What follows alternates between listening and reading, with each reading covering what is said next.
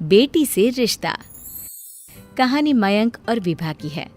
मयंक एक अच्छी नौकरी करता था, लेकिन विभा की जाति का ना होने के कारण विभा के माता पिता शादी के लिए नहीं मानते हैं। पर जब दोनों अपनी मर्जी से शादी कर लेते हैं तो क्या है विभा, 6 साल हो गया है शादी को, लेकिन एक दिन नहीं गया कि तुम माँ पापा को याद कर परेशान नहीं होती। मैं कितनी कोशिश करता हूँ कि तुम सब भूल जाओ।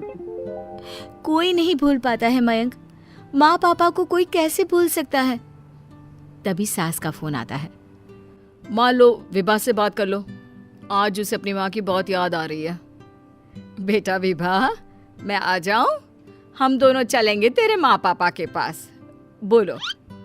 ना माँ जी, वो आप लोगों को कुछ बोलेंगे तो मुझे और भी बुरा लगेगा। आखिर आप भी मेरी माँ ही तो हैं। अरे सुन लेंगे ना यार, कोई बात नहीं, बोलेंगे ही ना। चलो माँ, मैं फ़ोन रख रहा हूँ। वो क्या है ना, आज विभा को लेकर डॉक्टर के पास जाना है। बहुत दिनों से इसके सर पर लगातार दर्द हो रहा है। अरे हाँ, ले जा बेटा, सर दर्द को हल्के में नहीं लेना चाहिए। वैसे भी ना बहू सोचती बहुत है। मयंक माँ का फोन रख देता है और दोनों कार से अस्पताल जाते हैं। लेकिन जैसे ही वो लोग अस्पताल जाते हैं, विभा को स्ट्रेचर में नर्स उसकी माँ को लेकर जा रही दिखती है। मयंक, माँ, मयंक वो मेरी माँ है। इतने सालों बाद देखी भी तो इस हाल में मैं उनके पास जा रही हूँ। अरे रुको, कहीं वो लोग तुम्हें देखकर और परेशान ना हो जाए, या फिर तुम्हें कुछ बोल ना दे विभा, तुम फिर परेशान हो जाओगी। मयंक, कैसी बात कर रहे हो? वो माँ है मेरी। विभा पास खड़े अपने चाचा चाची से बात करने की कोशिश करती है, लेकिन वाह, तेरे जैसी बेटी जिसकी हो वो तो मर ही जाए तो अच्छा है। वैसे पार्क में पैर फिसला है तेरी माँ का, रीढ़ की हड्डी टूटी है। रिद्धि को चाची की बात का बिल्कुल बुरा नहीं लगता। शायद वो सुन ही नहीं रही थी कि चाची क्या कह रही थी। वो सीधे माँ के कमरे में जाती है। कौन है आप? ये मेरी माँ है, मेरा नाम रिद्धि। रिद्धि नाम है ना आपका? दर्द में भी ये आपका ही नाम ले रही थी। हाँ, ये सुनते ही रिद्धि का कलेजा मुंह में आ जाता है। ये वही माँ है जिसने कड़े शब्दों में ये कह दिया था कि अब तेरा मेरा रिश्ता खत्म। फिर रिद्धि का पति मयंक भी वहां आ जाता है। सामने खड़े होते हैं रिद्धि के पिता। पापा, क्या हुआ माँ को? वो पार्क में गिर पड़ी, रीढ़ की हड्डी में चोट आई है। रिद्धि पिता की तरफ देखती है, लेकिन पिता मुंह फेर लेते हैं। पता है मयंक, माँ दर्द में मेरा नाम ले रही थी। मेरी माँ मुझे याद कर रही थी मयंक। मैं माँ को कुछ नहीं होने दूंगी, देख लेना।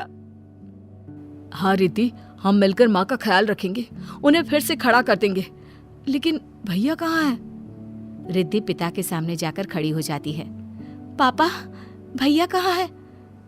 वो अमेरिका में है, वो नहीं आ पाएगा। रिद्धि फिर माँ की ओर ध्यान कर लेती है। उस पूरी रात रिद्धि माँ को देखती खड़ी रहती है।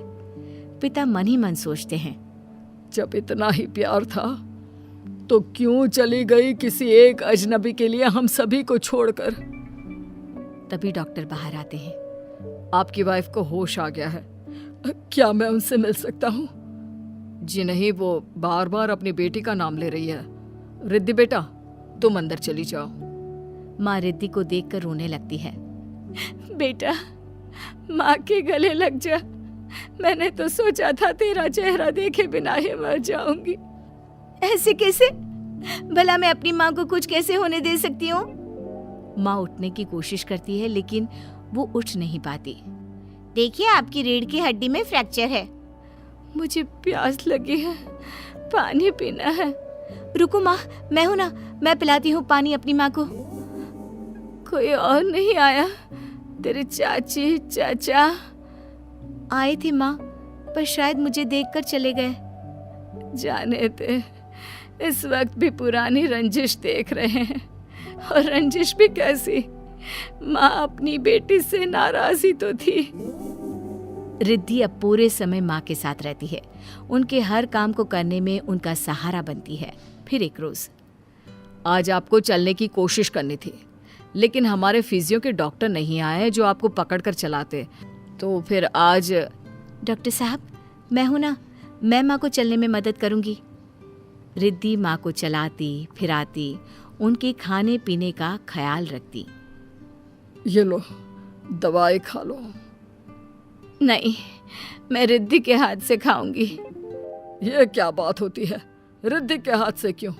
वैसे भी अब कल से तुम्हारी छुट्टी होने वाली है, फिर तो मैं ही हूँ जो भी हूँ। तभी वहां रिद्धि आ जाती है। पापा, मैं बस कुछ मिनट के लिए डॉक्टर के पास गई थी। ये दवा। तुम्हारे पापा नहीं बताएंगे, लेकिन वो मुझे दवाई दे रहे थे। कल से मेरी छुट्टी है ना। लेकिन ये तो गलत दवाई है पापा। इतनी ढेर सारी दवाई है ना, इसलिए भूल हो गई होगी। नहीं नहीं माँ, सिंपल तो है। मैं बाहर जा रहा हूँ, कल आ जाऊंगा छुट्टी कराने। अगले दिन पिता अस्पताल से माँ को ले जा रहे होते हैं कि रिद्धि बेटा, इतनी जल्दी किसी की छुट्टी नहीं हो पाती, ऐसे रीढ़ की हड्डी के मामले में। लेकिन तुम्हारी दिन रात की मेहनत ने तुम्हारी माँ को व्हीलचेयर में बैठने लायक बना दिया। बस इसी तरह 1 महीने और सेवा हो जाए तो क्या ये फिर से दोबारा पहले जैसे चलने लगेगी? हाँ, चलने क्या, दौड़ने लगेगी।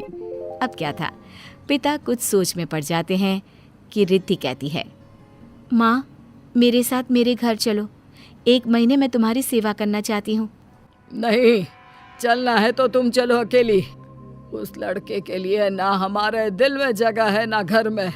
पैसे वाला होगा तो अपने घर का। पास खड़ा मयंक रिद्धि को इशारा करता है।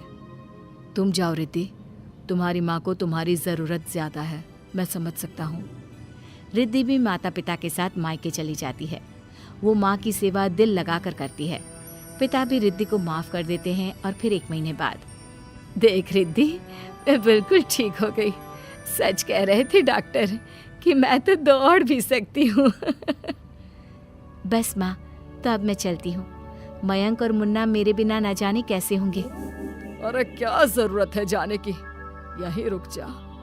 या फिर नहीं पापा, उस दिन आपकी शर्त मैंने सिर्फ माँ की हालत देखकर मानी थी, लेकिन अब नहीं। अब मैं इस घर में तभी कदम रखूंगी जब मेरे पति को भी इज्जत से बुलाया जाएगा। पिता समझ जाते हैं कि बेटी क्या चाहती है। फिर एक रोज, अरे रिद्धि देखो तो दरवाजे में कौन है? रिद्धि दरवाजा खोलती है तो सामने माँ पिता खड़े होते हैं। हाथ में होता है ढेर सारा गिफ्ट। कहाँ है मेरे दामाद जी? मयंक और रिद्धि माता पिता को देखकर खुश हो जाते हैं और माँ मुन्ने को गले लगा लेती है।